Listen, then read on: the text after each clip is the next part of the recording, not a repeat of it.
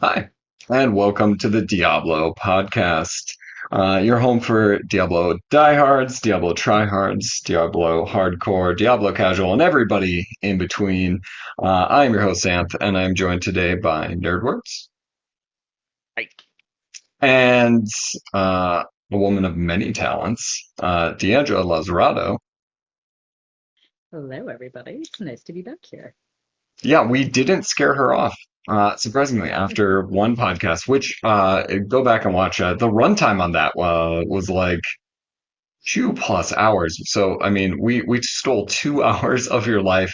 You still managed to come back. So thank you again. We'll get into your impressive resume, but first and foremost, we're brought to you by PureDiablo.com, your home for an expansive Diablo wiki, an ever-growing community, and of course, this podcast. I think I did it. I think I actually got through all the intro stuff without messing something up because I never am able to remember everything.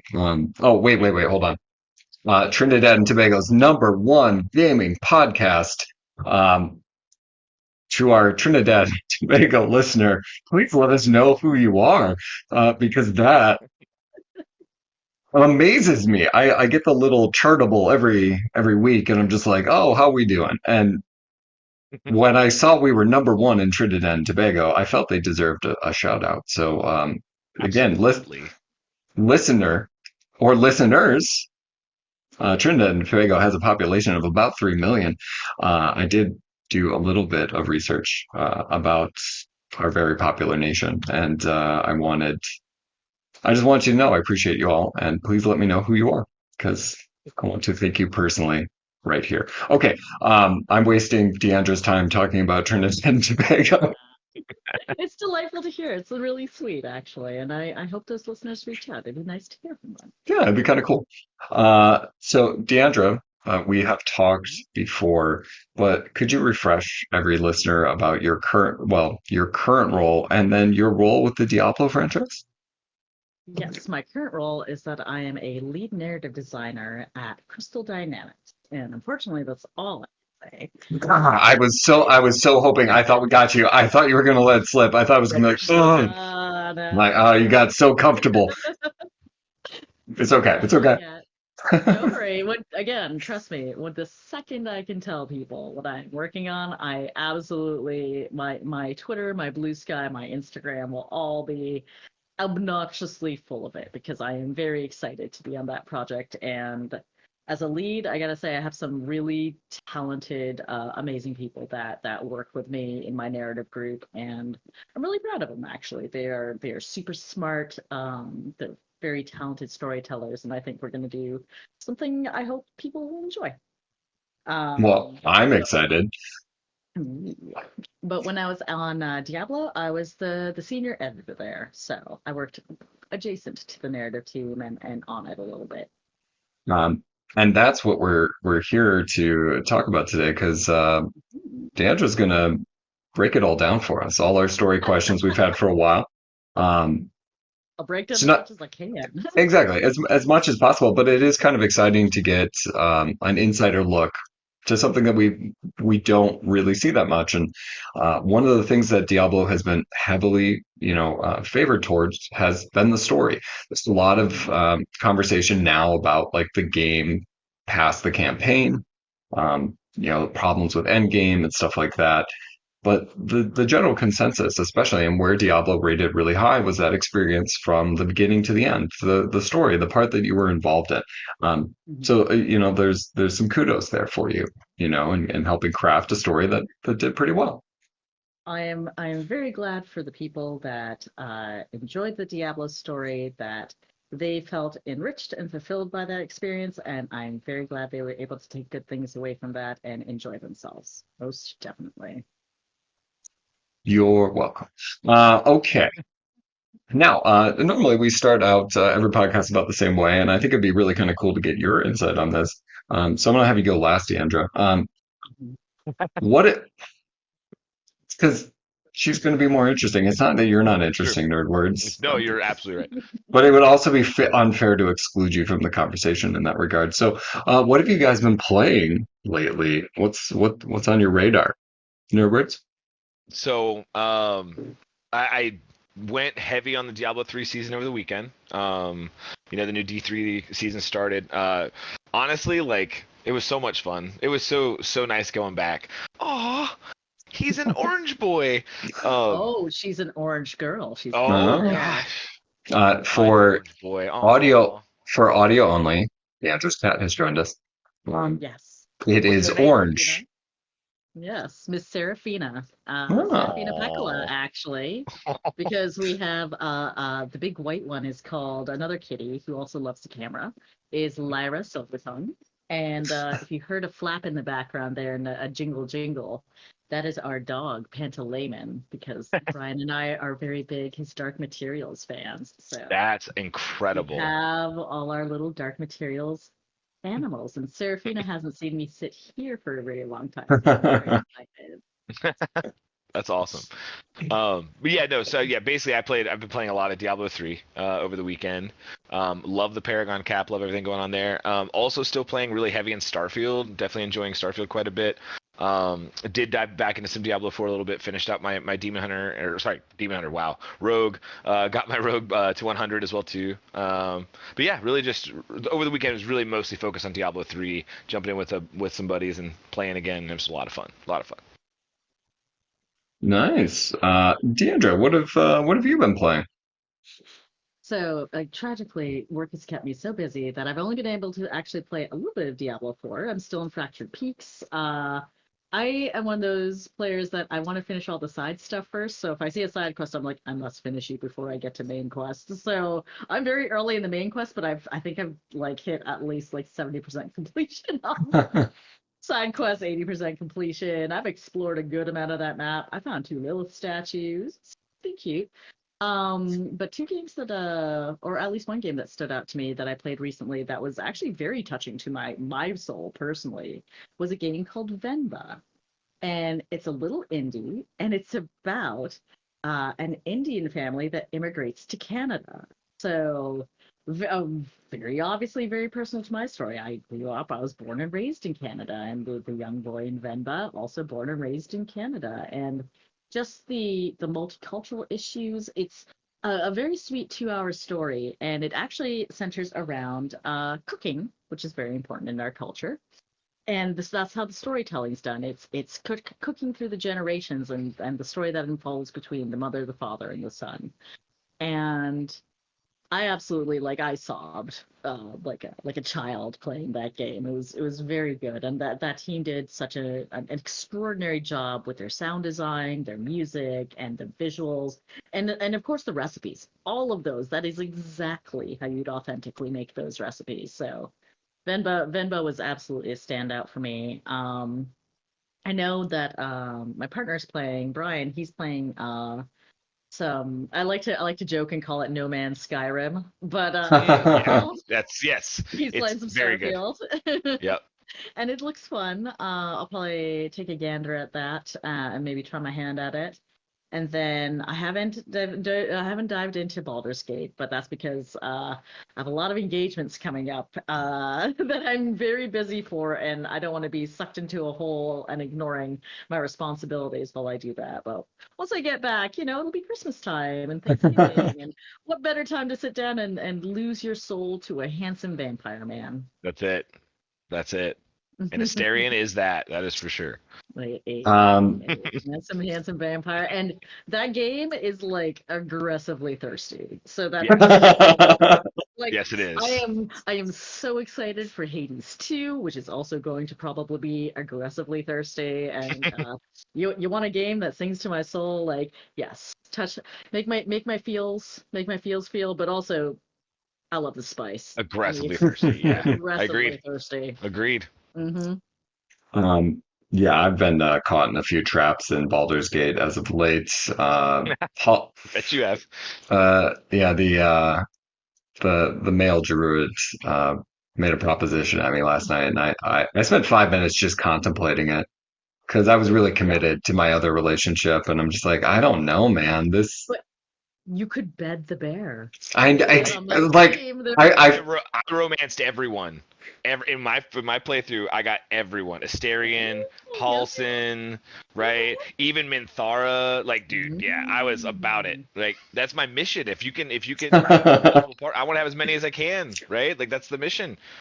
Why not? I'm trying to play my Why I'm trying to not? play my character. I put in a lot of time with Shadowheart. It's what she deserves right It's now. true. She's the most Um, difficult. she's gone through so much, and I've been there with her She has. that I couldn't. But also on the next playthrough, yeah, I'm gonna go your route. I'm gonna go with Yeah, everybody. that's it. Uh, That's it. The and world is I your oyster.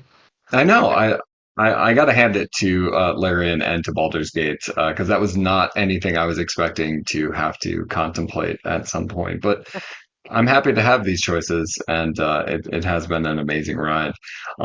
Also, Deandra, from your perspective, is this one of the best years for gaming in general? Because it really just feels amazing.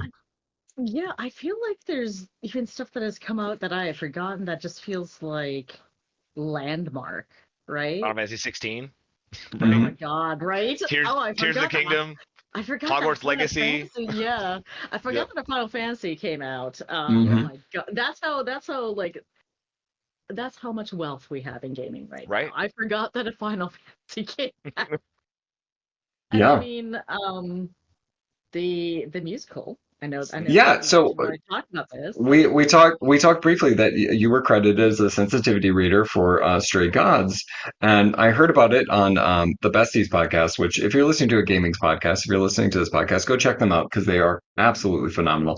Um, but they were talking just kind of a roundup, and they brought up Stray Gods. And in preparing for this podcast today, I looked and I saw that you were credited on it, and Yeah. why don't it, I mean, you're in the credits. You can probably do a better description of this game than I can, because I feel like no matter what, I'm going to do it a disservice. But I was very intrigued by the premise.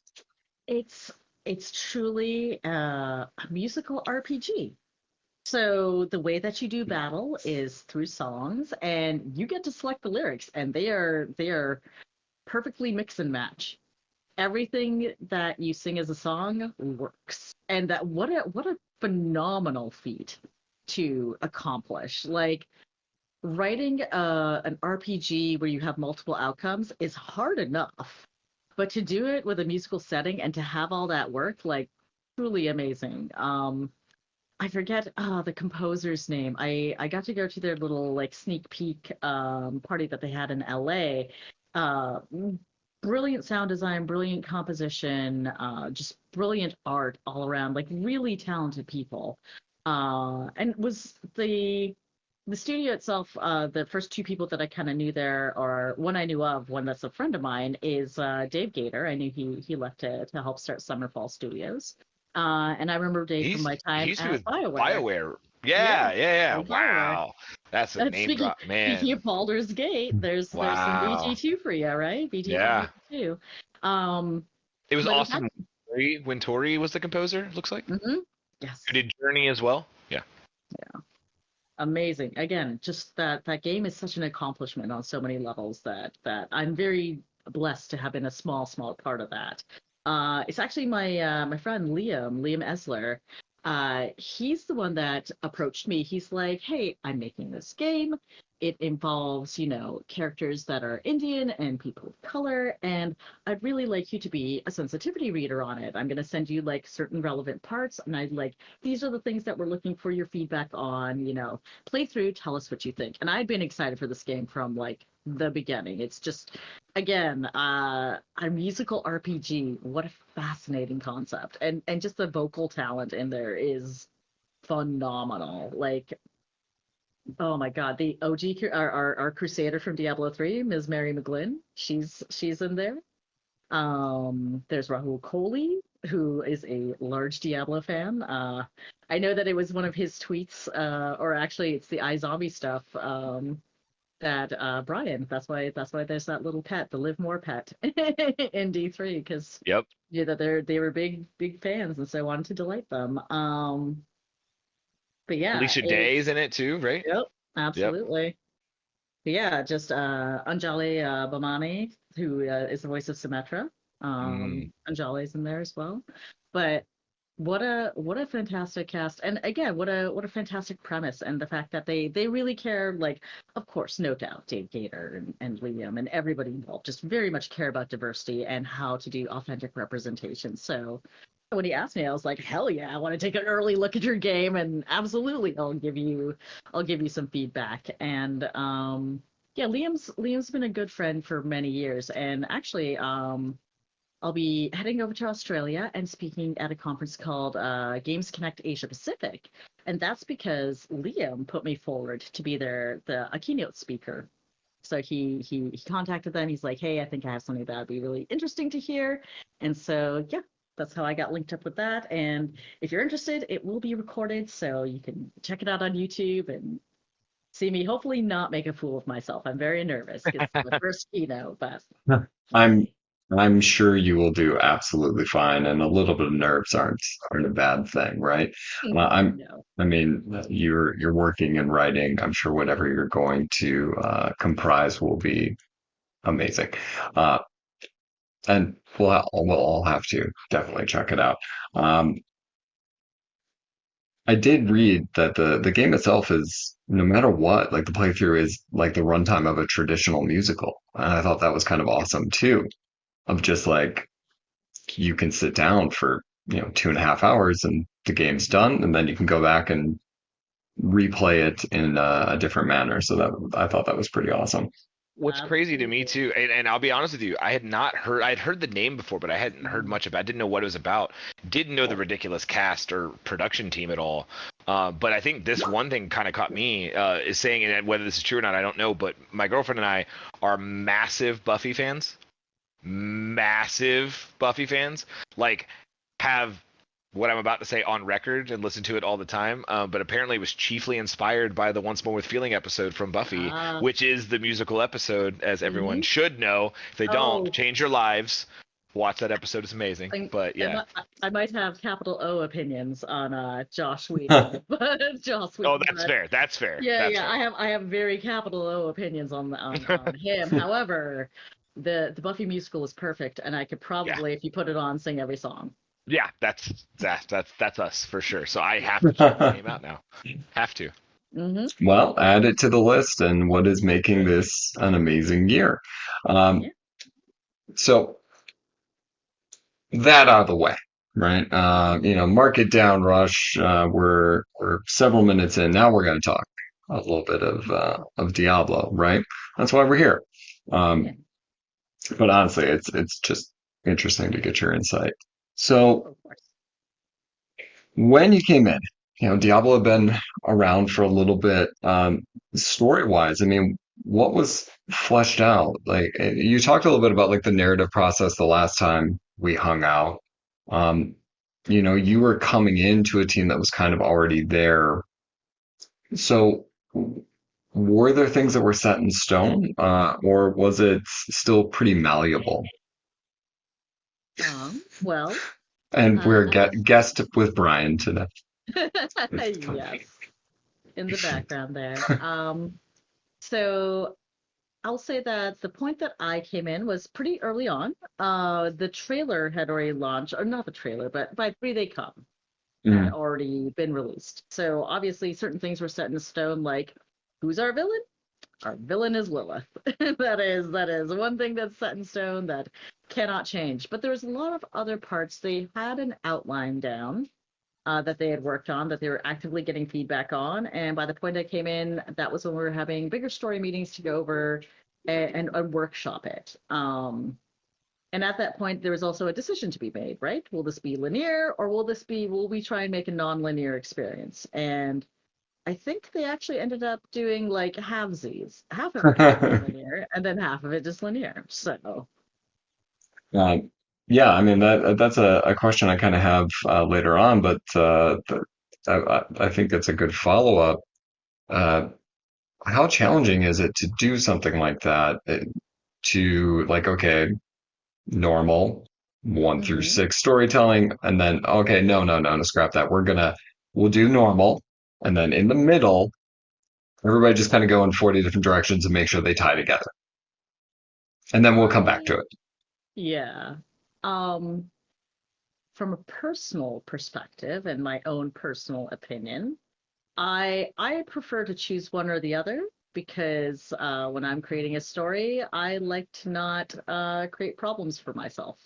Um, I like linear storytelling gets you a lot of things. Non-linear storytelling gets you different things. Kind of mix and matching the two is very hard because you're kind of not doing either justice. But I think like people seem to enjoy the story, and I'm sure it was successful in what it did. But to me personally, doing nonlinear and then saying you have this linear outcome, I was like, well then what are we focusing on? Like to me, the nonlinear parts, they have to be their own separate stories that kind of weave into a whole. And like Blizzard's done that before. If you look at like Legion for World of Warcraft and Battle for Azeroth, you could do those stories non-linearly, but they were very self-contained. Right. Much more so, I feel like they kind of had maybe a MacGuffin at the end. Like Legion definitely had a MacGuffin at the end that tied into a greater story, but they were very, very self-contained. And so it is much trickier when you're like, oh, these are all self-contained stories,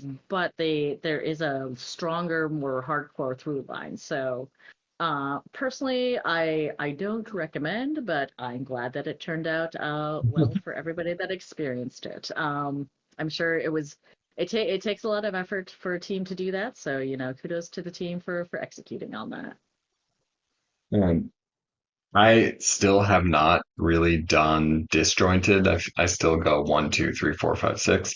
Um, That's the that's the other thing. If you give people like a non-linear at the beginning and then linear at the end, like 90% of the time, people are just going to lean into, well, I'm in Fractured Peaks. Right. I'm not going anywhere else. Because also at that time, you're running. And like to Yeah. me, I'm like, oh, like Gotta run all. Yeah. the idea of running to a whole other zone, I'm like, there's probably gonna be monsters, like really bad monsters. They're just gonna mess me up. So I don't want to do that. I'm gonna stay where my nice safe monsters are. I think I that's tried it. I tried oh it no. both ways. It Mhm. non-linearly, um, it actually worked better. I forget what the order was now. I think it was Act One, then three, then two, then four, Mhm. because there's a moment where Laura basically tells you to fuck off, right? Hey, fuck Yeah. off, go do something else, right, and come back and see me.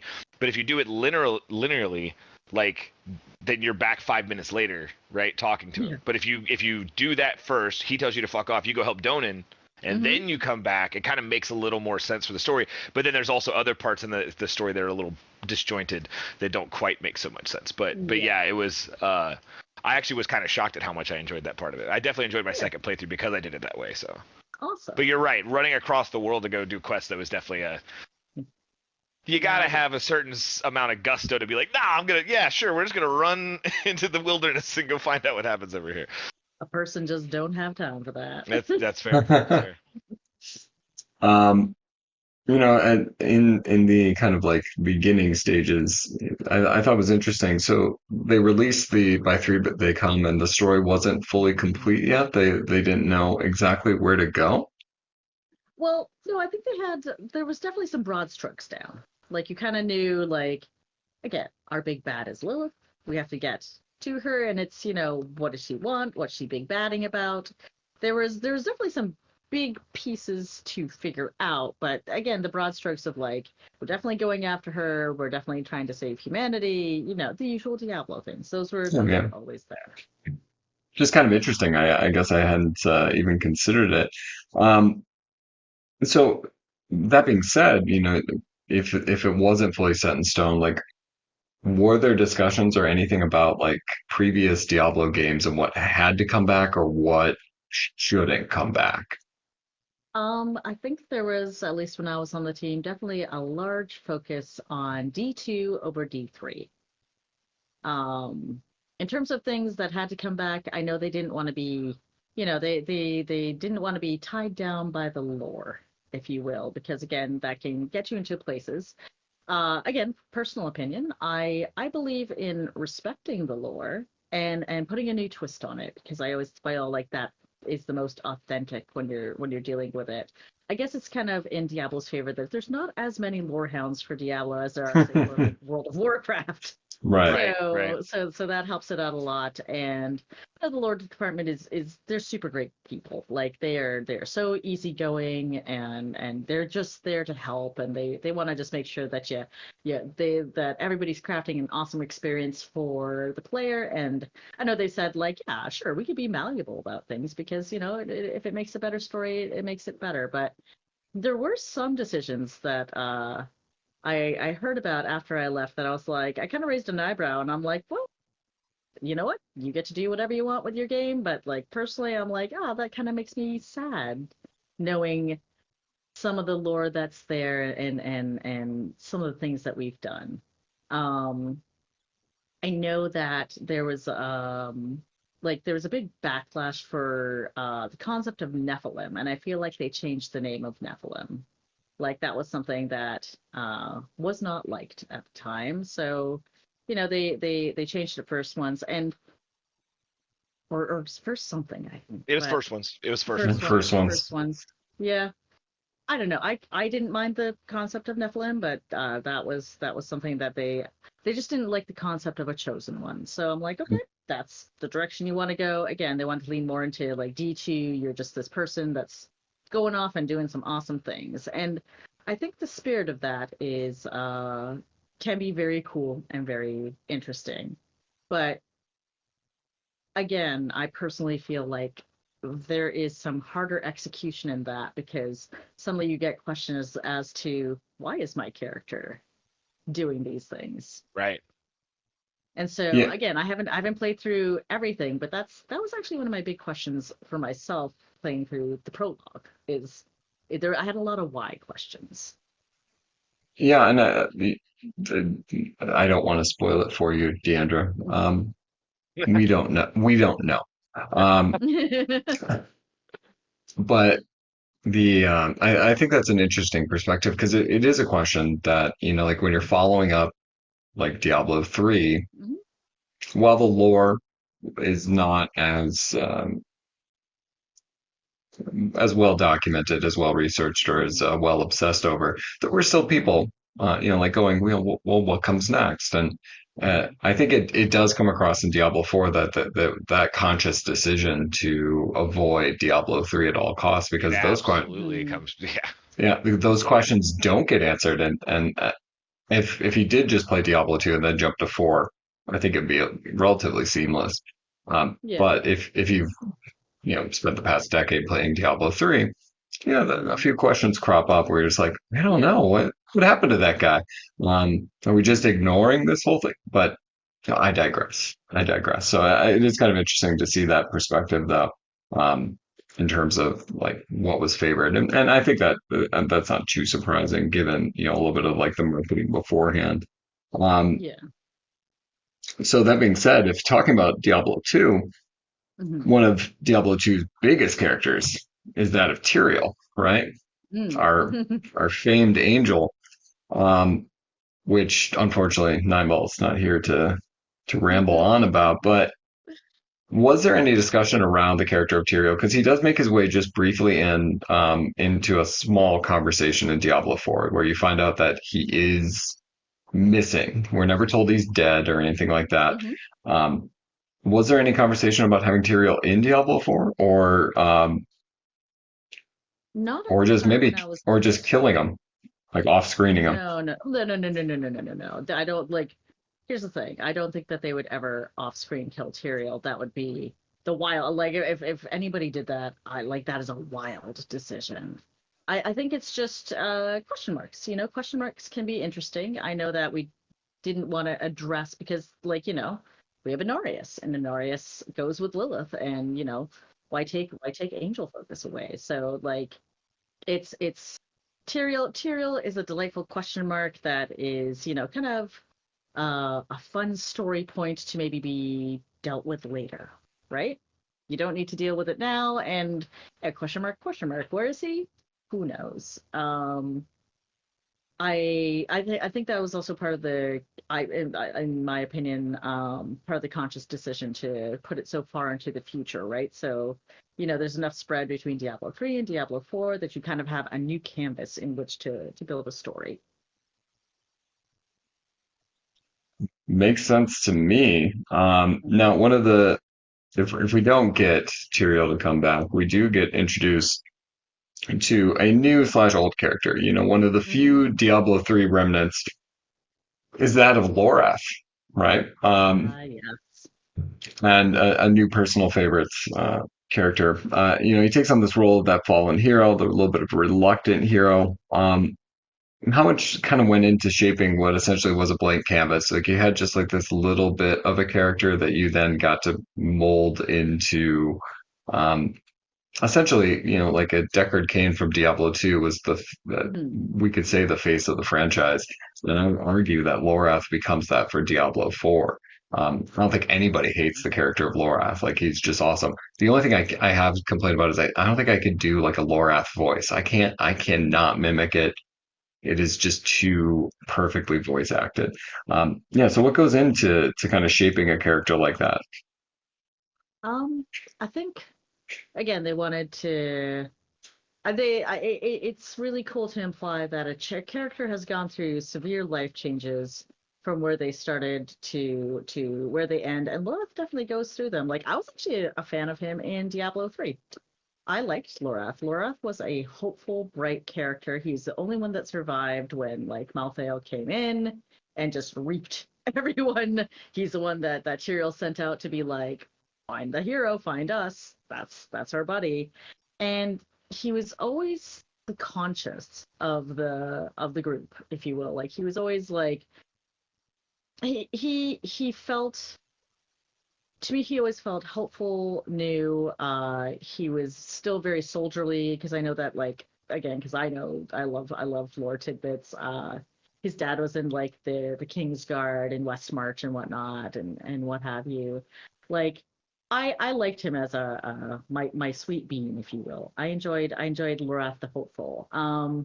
But people go through a lot of stuff in their life, and the world of Diablo is dark, and obviously he went through some things as kind of the last now remaining Herodrum, because the Tyrael made the Herodrum again, and they grew and then they shrank, and again there's a whole story to be told there, which is pretty cool. But I'm glad to hear that people enjoy Lorath. I wish he wasn't so cranky personally. You really Um, lost a lot of that hopefulness, right? And He it's did there's definitely so lose much a lot of there's so much time there. So like you said, right? Life teaches you things, and there's a Mhm. lot of things that he's gone through. I really hope that we get to explore more of that as the story progresses and continues through, seasons, but also expansions, right? I would love to see more of that because you're right. Like who he was in Diablo 3, we didn't have a ton of information about it, but what we did have was, you're right, young, hopeful.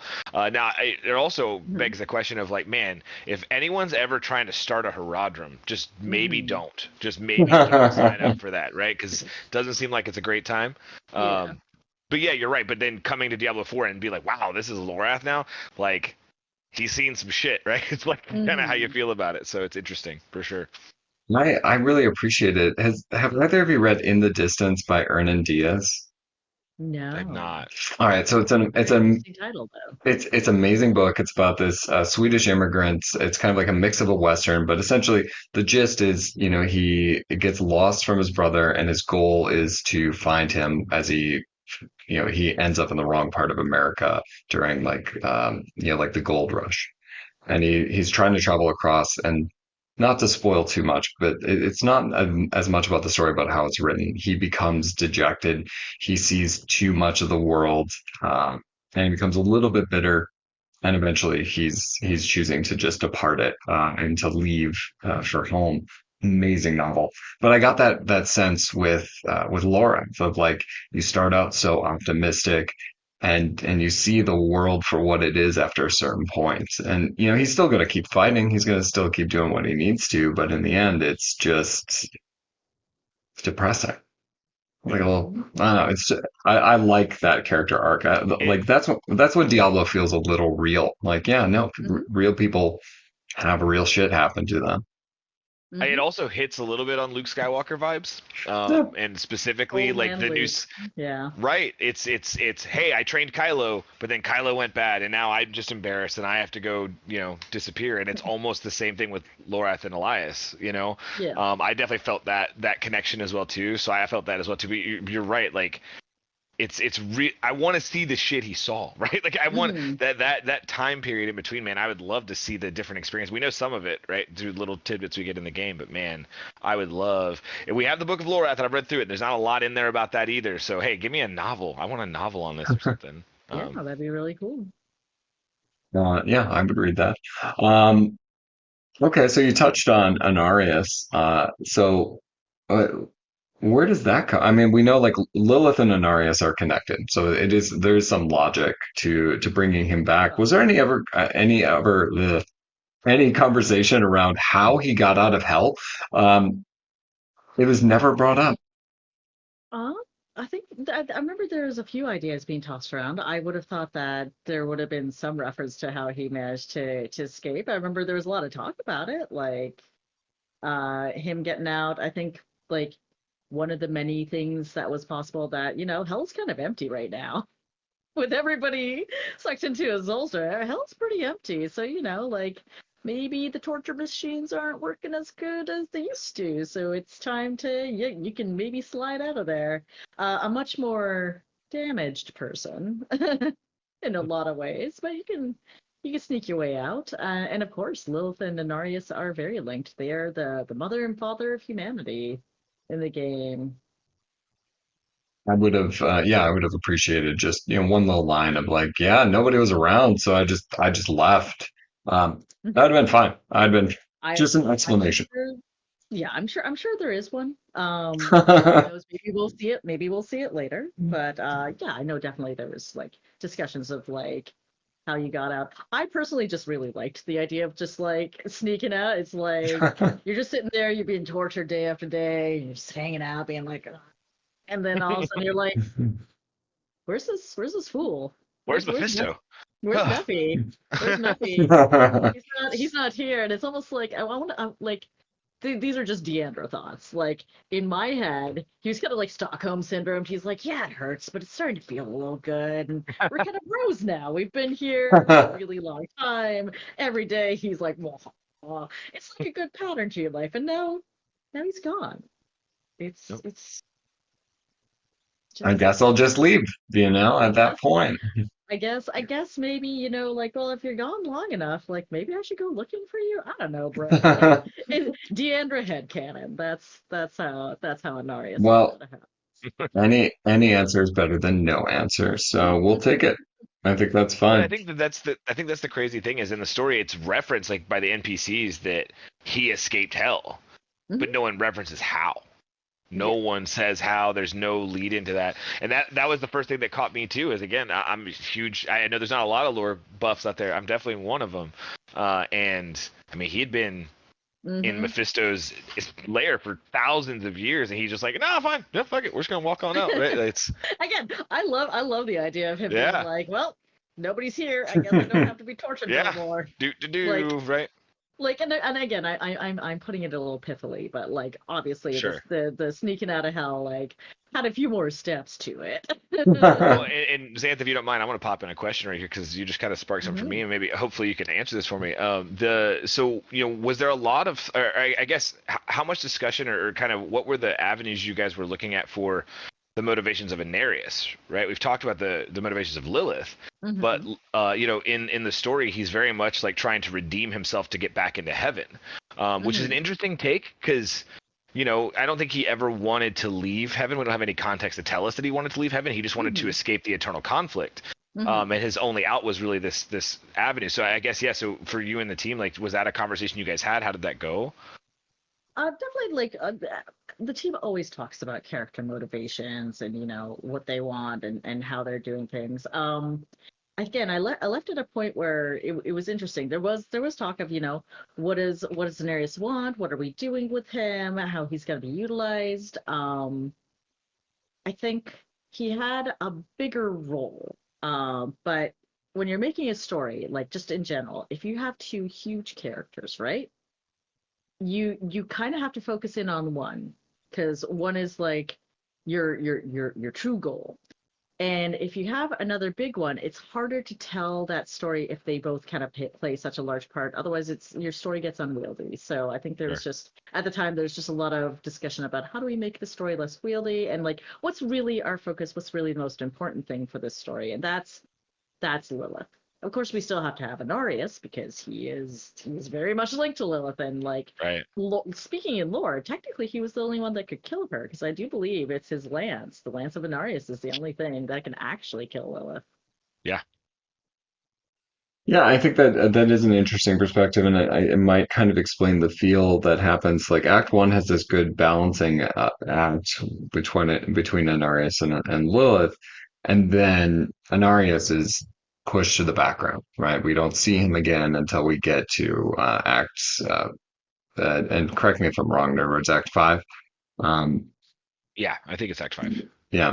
So, he comes back, but it's nowhere near as prominent as what you would expect from what you had seen in Act One because we're chasing Lilith. We're not fighting Anarius. We're not interacting with him. He's off doing his thing. We're doing our thing, and then eventually those things intersect.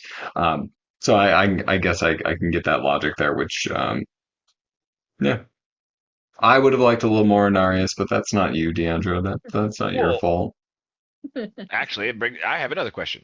So Yeah. with Anarius, how much did the Sin War trilogy play into this? Because there's so much with the Cathedral of Light and everything, from the Sin War trilogy. A lot of that comes from those books. Especially that whole story. But in that, he was the prophet. He didn't show Mhm. himself. But in this, he is very much worship me, right? There's literally statues of him. There's paintings of him. So that dichotomy changed at some point. So it's almost like he escapes Mhm. hell and he wants to be known for what's going on. I guess, was that a conscious decision or that just kind of evolved through the iteration process? There was a that evolved through the iteration process, I think. Like when we discussed it's like, should he be the prophet? Should he be Anarius? Should he be the prophet? Should he be Anarius? And I feel like we there was a lot of inspiration taken Sure, from the Sin War, though a lot got changed, I feel. sure.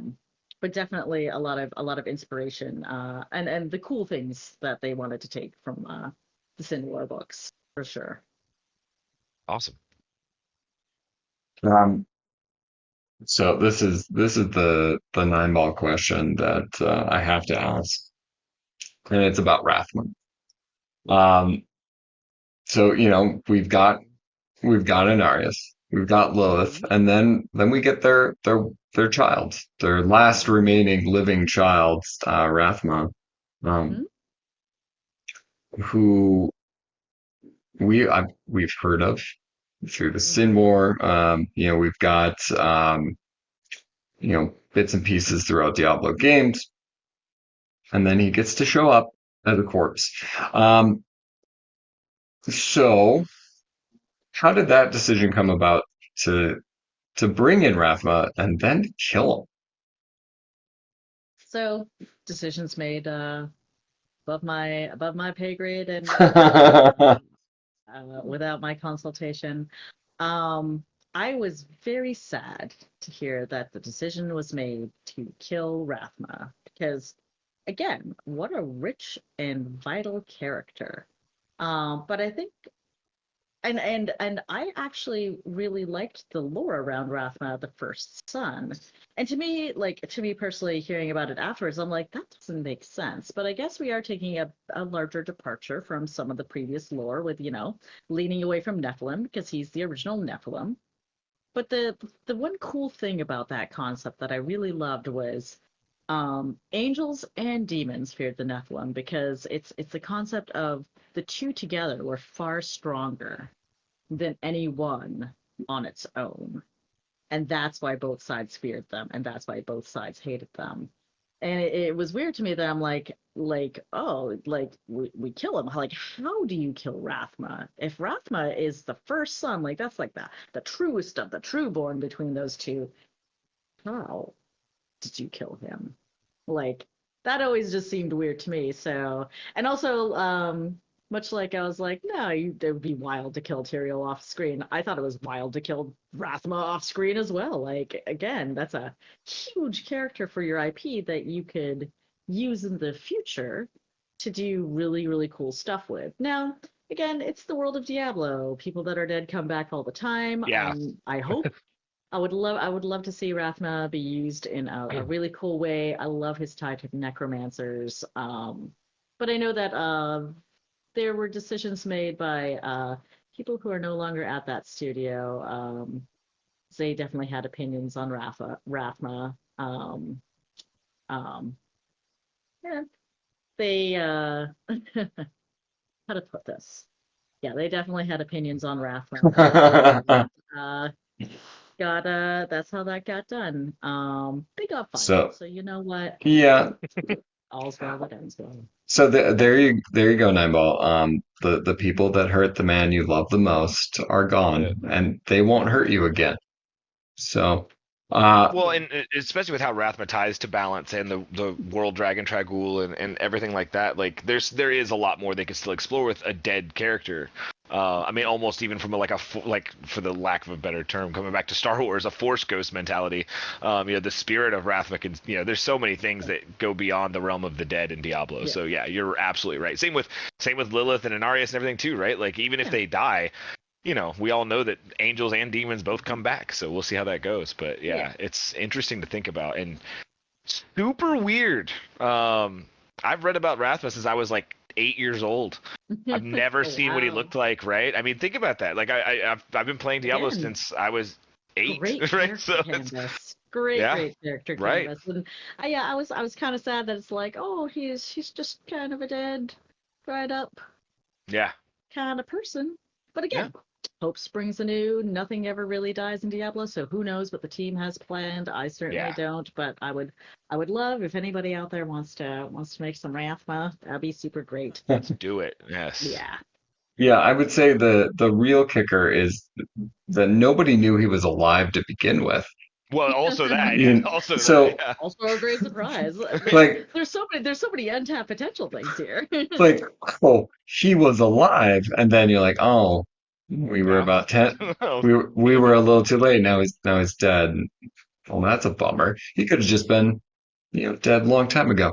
Um, but hey, that's fine. That's cool. Um, so we already talked about, kind of moving away from Act One. We talked about the disjointed story. Then Act Three, Four, Five, we have a character that appears that we've talked before on this podcast that we like, but we are very confused by. That's Taissa. She comes in. She's first in trouble. We save her. Um, and then we meet her again later, and she doesn't remember us. She's kind of a jerk to us. And Yeah. I'm surprised because, like, hey, I just saved you about 10 minutes ago from a gigantic primeval. Um, I thought we would be cool. So I would argue the greatest question you can answer on this podcast is what happened there? I have no idea what happened in the end. She was always a very important character to people. She's super cool. Everybody loves a witch. Um, but I feel like, sometimes in game development, if I was to guess, sometimes in game development, you go through a lot of iterations of something. And you think that you've landed on it, but because it's gone through a lot of iterations of something, maybe some stuff just doesn't land. But I think as a whole, like as far as I understand, Thais is a loved character, which is really nice, and I think is really really cool. But I think probably just normal game dev stuff. Sometimes you just go through iterations and you just kind of see the wear and tear there, even with the game with as much love and care put into it as Diablo 4. Um, so kind of in tandem with that is the general concept of like crunch, right? Mhm. Um, how much does that like impact story? Like is the story being like is it just a little bit ahead of development, or are things just kind of being continuously put in tandem? So, I think I need you to clarify that question a little bit. I think it's me showing my ignorance. So as the game is kind of trying to close up development and is Mhm. pushing towards schedules. Um, what's the timeline of story? Is the goal that the story is wrapped up before, like all the bells and whistles, or is everything coming together at the exact same time? So, so in terms of broader game development, like just if you're gonna make a game and it's gonna be a story-driven game, right? Um, you should be figuring out what your IP and story is well beforehand. In the case of something like Diablo, the IP exists, so you at least have all that um, to work with. You don't have to come up with it on your own. But in the pre-production phase, because there's pre-production, production, and post. The pre-production phase, you kind of want to put like stakes in the ground as to like what is the story we're telling, how we're going to tell it, getting from point A to point B, and that will drive a lot of all the framework of what your world and what you're doing in it. And of course, a lot of that is at the same time affected by design. What are our design goals? What do we want to try and present to the players things to do?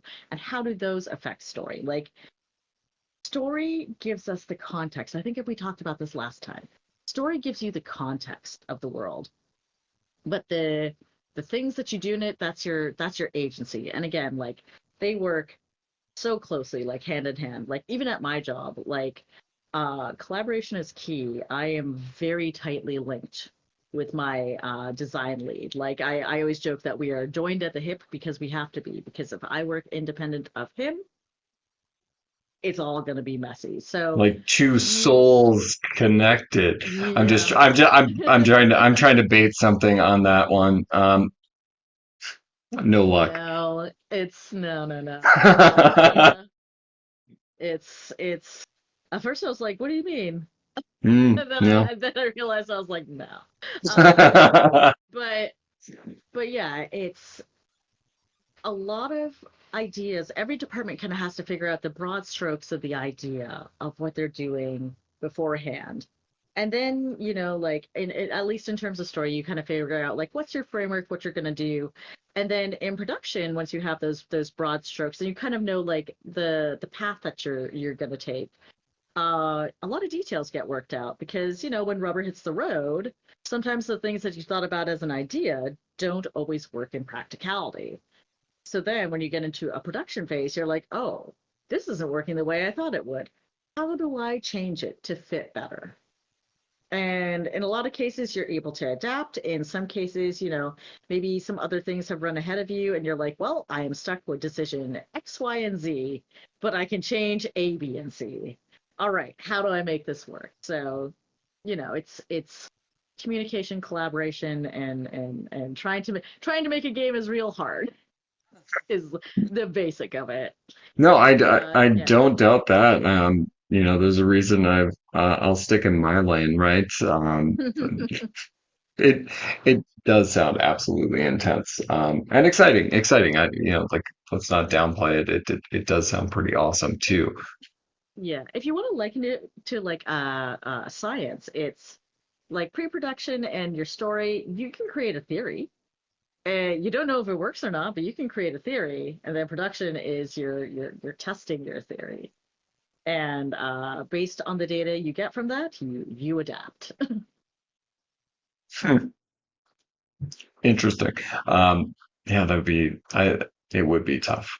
Um, so moving on from Taissa, unless Nerbert's you gonna. Well, I mean, I love Taissa.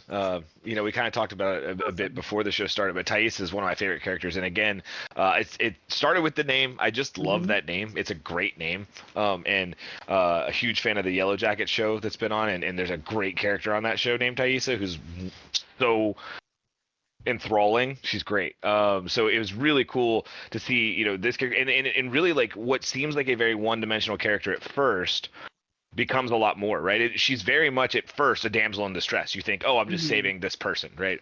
Then you find out there's a little more to the story, right? She's sent by the tree to go, get Elias back for him betraying the tree, right? So there's some interesting nuance there, and then you find out she's this powerful witch, and we need her help now. So I thought that was really interesting how that evolved a bit more. But again, to be honest with you, like it felt very witch doctor adjacent. Oh, The witch interesting. doctor. witch doctors are not from Hawazar.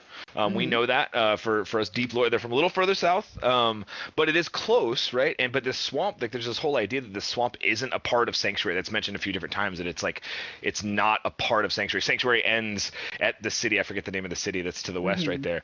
I'm really interested to see like and you probably can't even answer this if you do know the answer. But what was the thought process going into that area? Were we trying to create an origin area for the witch doctors? Or is this a completely separate thing altogether that was really kind of just born out of the iteration process as well?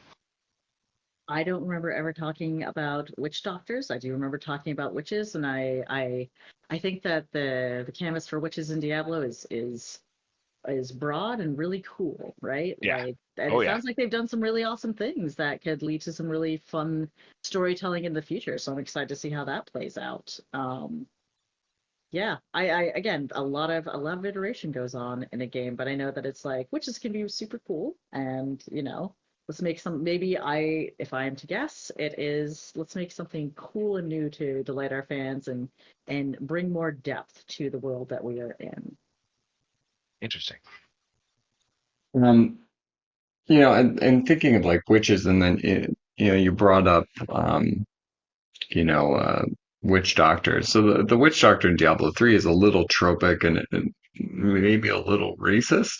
Um, A little Oh, bit. just like, yeah. And I think, obviously looking backwards, yeah, it definitely is much worse.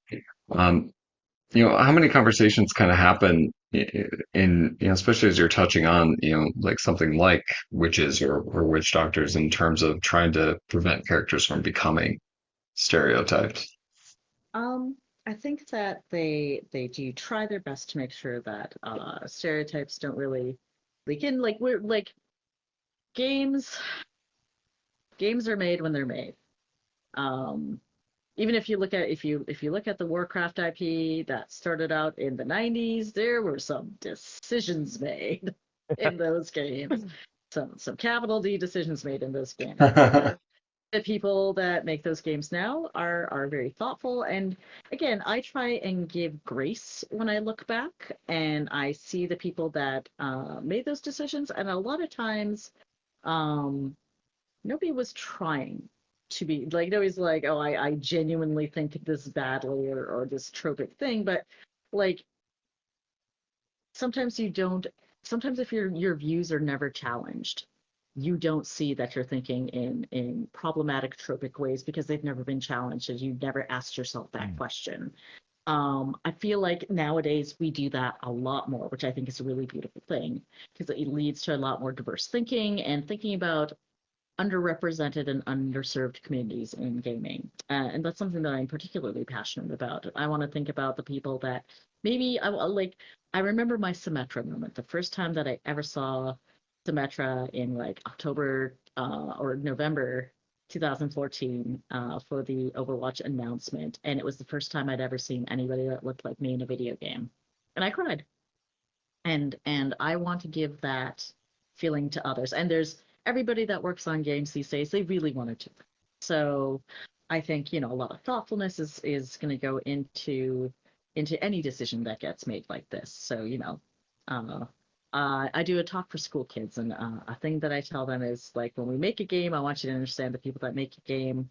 We wake up every day and we try to find a way to delight you. Like we dedicate our lives to that. So sometimes we hit, sometimes we miss, but we always try. Um, but yeah, I think probably with the witches, it's yeah, let's give some cool ladies and lads and ladies and all sorts of people some more diverse takes, and that is always a beautiful thing. Yeah, I wholeheartedly agree. I mean, I look like the default NPC in almost every video game. It's so I think it's cool that other people can experience that. 'Cause yeah, I get to be just about everybody. Um, and it's also refreshing to not. Like I really enjoy being able to get a different perspective than just Mhm. this one. Um, like Like I'm an English teacher by day, and like I like to read books that take me into other people's experiences, right? And if a video game can do that as well, that's great because it doesn't always have to be mine. And it's good that those conversations are happening behind the scenes for stories. And as kind of alluded, with Stray Gods, like your role therein of like trying to be authentic to the experience of somebody else's story that you happen to be telling. Um, all As right. a Well, as a side note, because I since you're an English teacher, a friend of ours wrote a book. They're a horror novelist, and it's actually a novella, and it's called The Salt Grows Heavy. And if you look it up, it's a book that's a take on The Little Mermaid. But if The okay. Little Mermaid was truly the cryptid she was supposed to be, it's Ah, also a very interesting love story.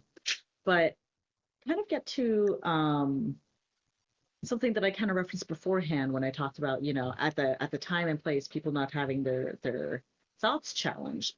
There's a line in this book that just it resonated with me so hard, and it's something that I had seen and something that people with hubris take part of. But I thought about this, like, this lives rent free in my brain forever, and it's very linked to that concept. And it's the quote from the book is, "Man mistakes his own experiences as the canvas on which all truths are drawn." Mm. hmm. And that is a sentence that will live forever in my mind because I'm like, yes, absolutely. We expect things to work a certain way because they work that way for us, and we forget that that is not the way it works for all. Right. I wrote that down, I'm so I'm gonna check literally that about out. to order this book. Oh my God, they're phenomenal. They Well, are no, like well, a my phenomenal girlfriend, author. she does reviews for Amazon and she reads a Mhm. lot. We have a massive library downstairs, and Yeah. this is right. She might have already read this, but I've literally just bookmarked it so I can talk about it with her. Cassandra Call, Yeah. right? Yeah. Yep. They are Sounds they interesting. they're the only person that has ever written a book about human cannibalism that has made me hungry. Oh Hmm. God. Okay. Their Rupert Wong series. Their Rupert Wong series is fantastic, and oh my God, it's delicious. And even the descriptions, like, there are certain things that ski me out in horror. Like, I'm like, oh, but even then, their prose is so elegant that, like, there's different parts. There's definitely one part where a thing that normally would have had me go, I'm like, wow, that's really elegantly put. Hmm. That's awesome. So Yeah, yeah. definitely have to check this out for sure. Nice. Yeah, always keen for good books. It is the year of video games, but you got to read a little bit too, Mhm. right? I'm anxiously awaiting Brain Haruki food. Yeah. Yeah, well, that I'm waiting for Haruki Murakami's got a new novel out, and I really want to read it, but it Ooh. doesn't get translated until next year, and I do not speak Japanese, so It will, as always with any of it is his novels, it 1,300 will take a pages, bit. and I look forward to Oh. digesting it as soon as possible. His last book was phenomenal.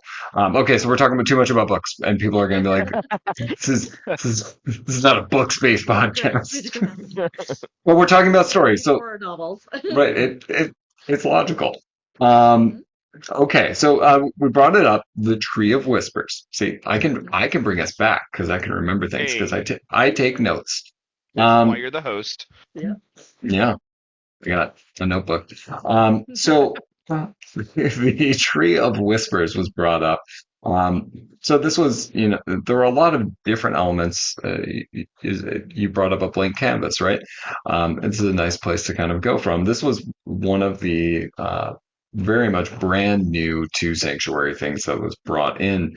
Um, where did that come from? Like, where was the like, hey, we can just add stuff. Let's bring in this element that we've never really introduced before. Like, how did that come about? That came in before my time, but I like the concept of the Tree of Whispers. It does resonate with Diablo, though it didn't feel super Diablo to me. But again, it's a really cool concept and a really cool idea. And I love spooky tree stories. Yeah, any spooky tree story can be pretty good. And again, I think that the concept of it is super interesting, and I like something. I like stuff like that. It kind of reminds me a little bit of something from like Avatar: The Last Airbender, where they go down and Hmm. they have to face Stone Yeah. Demon, and yeah. I that kind of imagery shows up in a lot of like. Remember, Odin hung from the tree as well. So Hmm. Here we are I talking about love books like again. getting in some. I think it was a cool grounded way, because I know that that was very important to the Diablo 4 team. They wanted to make something a little more grounded, and that was a cool grounded way to get some spookiness in, and nothing wrong with coming up with something new for your IP. That's how you keep it healthy. Yeah, no, I've enjoyed it. I enjoy interacting with it still.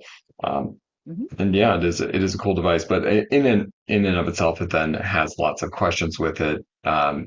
But with a new thing, you get to answer them later. Yep.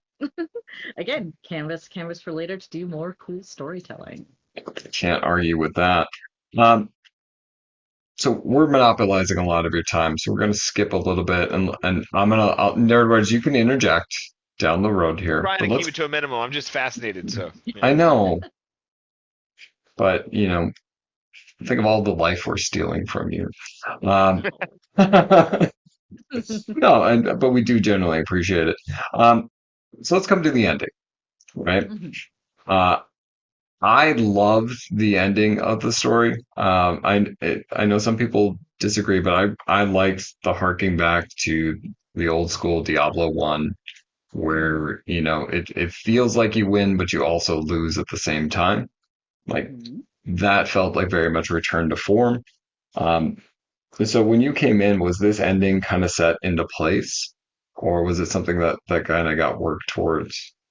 Still figuring it out. There's a lot of discussions of how to end the game, a lot of discussions on how to do health, and it was still being figured out. Again, it's Lilith is our big bad. Um, but yeah, how to execute that in a way that feels good. That was a big question. And through all the iterations, the question that I had, and I'm glad to hear that you enjoyed the ending, is um again, knowing a lot of the broad strokes. Why do we defeat her? Why do we kill Lilith? Exactly. See, that is, a question I might have bypassed earlier was there any ever any talk of giving the player agency to choose, like to come and join Lilith as opposed to simply That is a defeating her? different game. That is a different game. Yeah, it is. That is Yeah, that You're is a talking about a whole different BioWare game. game here. Come You're on now. I know, yeah. I know. If you want to make a choice, if you want to make a choice like that, that is not Diablo. That is, I can't even just the thought of that. Like again, we do Right. different things. Just thinking of the infrastructure that you'd have to build technically to achieve that, Mhm. like I can feel like this my soul just like really oh my god, like and just like the money it would take, Yeah. like everything you do in a game has a very large cost assigned to it, and the second you decide to do a branching narrative, like Mm. even like StarCraft did it real gentle in StarCraft 2 with like Yeah. branching narratives where it's just like here's some inconsequential decisions, but you still get the same linear story, but Yeah. tiny taste, and that still has a cost associated to it. Um, like if you wanna think of it this way, like the idea of doing two separate endings on top of having like player specific cinematics. So think of every cinematic that you see your character in Diablo 4. That one is that's done like essentially what is there 8 player classes or 5 player sorry, Five. there's five Mm. player classes. Yeah. That's 10 different cinematics. Yeah. Because two different body type variants, and then if you see your character, like whatever you're wearing, like of course that's done through in-game processes.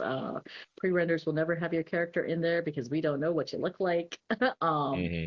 but the expense and the magnitude of doing all those. Now extrapolate that to having branching character choices. Suddenly you see a game like a Baldur's Gate or Yeah. Starfield, and you're like, That's why, like, maybe they're a touch less magnificent looking, but that's put into other places. Like, I just absolutely not. If anybody had suggested, like, let's let you choose, but no, that is not the game you are making. You are pitching a whole different game, and you are welcome to do that. But that is not the game you are making. And I am a very big believer in, if you sign up to make a game, you sign up to make that game. Mm. I mean, good to know. Was there talk of flip? If we couldn't choose, of letting Lilith win? Um, I think it was a hotly debated thing. I know me and some friends were definitely at the time, again, I left, all sorts of decisions got made, but at the time, that was always my question from the beginning. Why do we defeat Lilith? She's pretty rad, and she has a great point, and she's actually kind of helping us as far as the last I ever left it. I'm like, and it sounds like she kind of kept helping us. Like, I don't know. If I see this big cool demon lady that's like, yo, join up with me and I'll make you powerful, like that guy that vaporized my brother who was a dick, like, hell yeah, sign me up for god powers. Are you evil? Well, you seem to be against the really bad evils that keep trying to kill me. So, no, you seem pretty cool. I like you. If you factor in all of the bads in Diablo 4, Mm-hmm. I would say that Lilith kind of did win. Yeah. Because Anarius, even if he comes back in the Crystal Arch, he won't be Anarius again. Yes. He's But not she still Tyrael, gets to be Lilith. but she still gets to She's be Lilith. rad. And where's Mephisto? He's trapped in his little rock heaven, right? Mhm. So, in my opinion, Lilith's back in hell, or will be eventually at some Fair. point. That's fair. And My but you know mind, what? Lilith did win. Since when have crystals ever really held? That's I true. mean, That's No. true. And since we when all have know there's crystals ever expansions really held coming. you? Yeah. Yeah. Oh yeah. Yep. Yeah, that's fair. There will be expansions and more story to be told, and that you can't talk about at all because, well, that I have doesn't no idea. exist yet. Yeah, and even if you did, you couldn't. Could I ask one final question before we wrap up, Xanth? Sure. So No, no, no, you can't. no, I said no, I no. can't. Okay. Um, But thank you for so asking. it's really, I don't know that you had any part in this necessarily because it's not really narrative focused, but it is Mhm. the setting for the game. Obviously the setting is Sanctuary, right? But there are Mhm. noticeable chunks of Sanctuary that are not accessible to players. And look, the Western continent and all that stuff, that makes sense, right? It's almost like the World of Warcraft, start with one, kind of expand and keep growing the world as you add expansions. But there's also a noticeable chunk of Kyrgyzstan that is missing from the current gameplay, specifically the areas we went to in Diablo 2, Mm. that are just not accessible. And we're talking, it's like just a little, like if you look at the map, it's like a little piece that's just, we're that close to it. And I don't even know if you have any insight into this, but was that a intentional process with the thought of maybe bringing it out later to just leave that in the dust, or it just kind of worked out that way? I quite frankly, I have no idea Okay, actually. And I it's mean, been my burning question for months. yeah. So I And mean, it burns on. it will burn on. It will burn on until Yeah, the team tells us. But like, I think it's cool that they really focused in on new places we haven't yeah, been before. I agreed, think that's super agreed. rad. Yeah, I just really wanted to see what happened to that Zachram temple that Mephisto was originally in. I really want to see what that place looks like Oh, now. messy. I know, my Lord and Savior. Aw. uh, I kind of like Duriel there, or Yeah, what's his face? Yeah, Mr. I always thought of him as like a sweet, innocent, chompy boy. Like like to me, his sister Ondariel, right? yeah, She's the one, she's the wielder, right? Like, so yeah. if you have a person lying prone, Duriel's the knife because he's just pain, right? Mm, She's the one that's looking you in the eyes as she's yeah. making the cut. And so I just kind of liked him as that, like, he's kind of like a blunt force demon. And even Yeah. in the Book of Adria, she's like, yeah, I thought that I'd have to go through a bunch of stuff, but he's like, oh, you gonna give me some pain? Yeah, I'm your little pain bro. Woo. And he's just kind of like, he's super simple in his needs. He's just like, Yeah. I really like the pains and I don't care how I gets it. And like in Deandra Cannon head, he's kind of Yeah. like a puppy dog. He's just very simple with his needs and very obvious with his Well, needs, and and you're that right. makes it a little adorable. Yeah, he's like a tool that's used, right? Whereas like, Hmm. all these other characters are spinning these wild Yeah, stories and elaborate plots, and he's the hammer that is yeah. used, right? So Yeah. it's He's like, oh, interesting. I never is thought about there it like that. is there people to trample here? I'll go trample everything. He's Here's, like the here's my he's like the freezing of puppy dog of gold. hell. Yeah, Yeah. he's Hell's Wow. puppy dog, and I kind of really love him for Kind of that. into that as well. He's so sweet and innocent. Like Yeah. all he's made for is one thing, and he's happy doing it. Just giving you pain. Yeah. Man, And that is a new perspective on Duriel that I had not I had love it. before. Um, so, Deidre, I guess last question, right? Hmm. What was your favorite story moment that you helped shape in Diablo 4? I don't even know if I can really answer that. So much changed from the time I was there to the time I was not. But I do see from the little bits you've told me of Taissa, I do see things that I really wanted for her to happen and did get to happen for her, and that brings me joy because I think she is a fantastic character, deserving of many good character arcs and much good writing. She deserves a lot. I've always been fond of her from the beginning.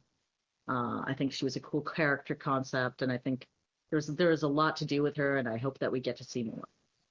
I completely agree and not at all baited by this, but by far my favorite character that came out of Diablo 4 that wasn't one of the mainline characters. And I think I left Diablo 4 going, I need to know more about the Witches of Hawazar. Like, I need to know more about what's happening here because it's just so cool. How rad is that? Yeah, no, super awesome, right? And that's why for me Diablo 4 I think is I'm a huge Diablo nerd and fan, have been for a long time.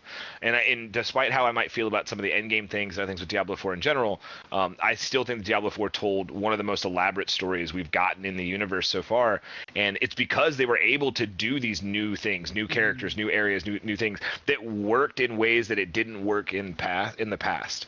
And Taissa was absolutely a huge part of that for me. And I'm super excited to see. Hopefully, we get more fleshed out in Hawazar and all the Yeah, stuff that's happening with witches there. So yeah. Well, I guess the only thing there is to do is close it out as we always do with a moo, moo, moo. Moo. moo moo moo.